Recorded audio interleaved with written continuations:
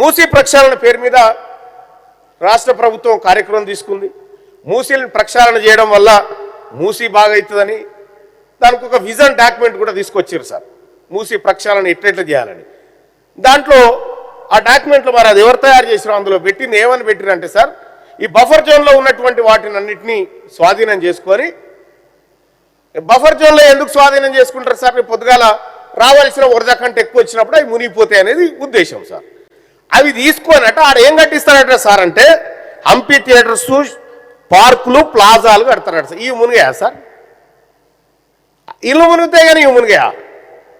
ఇవి కూడా మునుగుతాయి కదా సార్. మరి ఇక సార్ దానికి డిపిఆర్ అయితే ఇప్పటి వరకు నేను చూడలేదు సార్.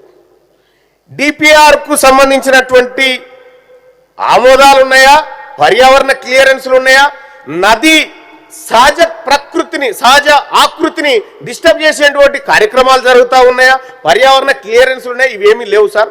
ఒక ఫేజ్ విడుదల చేసారు, దానికి 6,000 కోట్లు ఏమో పెడుతున్నామని చెప్తా ఉన్నారు సార్. నిజంగా ప్రణాళికబద్ధంగా చేసేది ఉంటే చాలా పకడ్బందీగా అన్ని అనుమతులతో చేయాలి సార్. ఇక్కడ సార్ 2.5 టీఎంసీ లేదో దీనికోసం అంటారు. ఇది ఒక్కసారికైనా లేకపోతే శాశ్వత అలొకేషన్ ఉంటుందా? చేస్తే అడికేలు చేస్తారు సార్. గోదావరా, కృష్ణానా, లేకపోతే ఇంకెక్కడి నుంచానన్నా సార్? ఇది తేలాల్సినటువంటి అంశం సార్.